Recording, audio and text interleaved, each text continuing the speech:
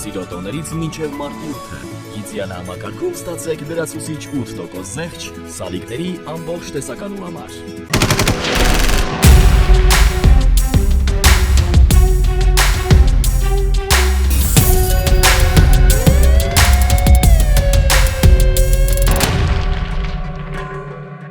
Փետրվարի 26-ին հայտնաբերված զինծառայողի մահվան դեպքի առթիվ նախաձեռնվել է քրեական վարույթ, ավելի վաղ հայտնել էին, որ հրազենի գործադրման սպանություն է տեղի ունեցել Գեղարքունիքի մարզում տեղակայված մարտական դիրքերից մեկում մահացած Աբովյան քաղաքի բնակիչ 19-ամյա Նարեկ Հակոբյանն է։ Փետրվարի 26-ին տեղեկություններ են ստացվել, որ Կոմիտաս 55 հասցեի դիմաց Երևան City հարևանությամբ տղամարդու դիկա։ Ոստիկանները պարզել են, որ մահացածը Երևանի բնակիչ 86-ամյա ՊՎ-ն է։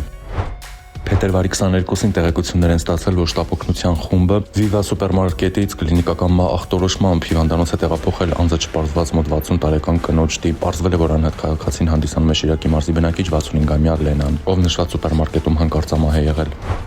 Փետրվարի 24-ին տեղեկություններ են ստացվել, որ այն թափքյուղի բնակիչ 42 եւ 44 տարեկան երկու տղամարդ պահում եւ օգտագործում են թմրամիջոց տվյալ պահին ՎԱԶ 2107 մագնիշի ավտոմեքենայով գտնվում են գյուղի 12-րդ փողոցում։ Նշված հասցեում նկատելով ոստիկանության ծառայողներին 44-ամյա տղամարդը մեքենայի պատուհանից նետել է պոլիէթիլենային փաթեթ ու դիմել փախուստի, նա ձերբակալվել է։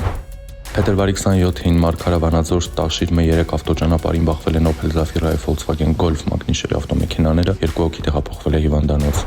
Փետրվարի 27-ին ահազանգ է ստացվել, որ հրդեհ է բռնկվել Երևանի Արցախի պողոտայում գտնվող ավտոտեղ սպասարկման կետում։ Հրշեջ փրկարները մեկուսացրել են կրակը։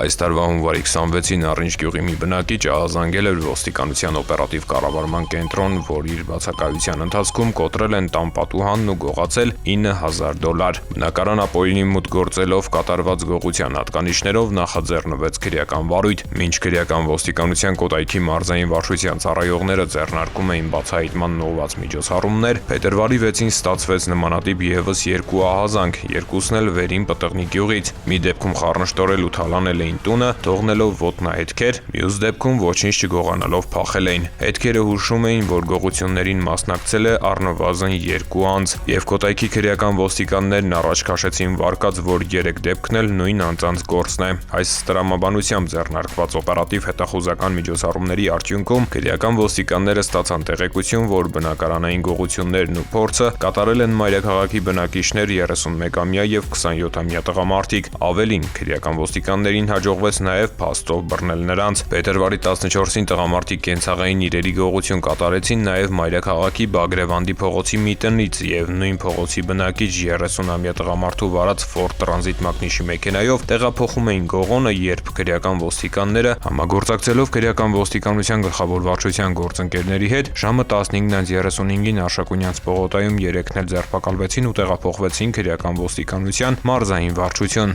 31 եւ 27 տարեկան տղամարդկանց նկատմամբ խափանման միջոց է ընտրվել կալանքը։ Նրանք տեղափոխվել են քրեակատարողական հիմնարկ, նախաքննությամբ հանգամանքները պարզվում են։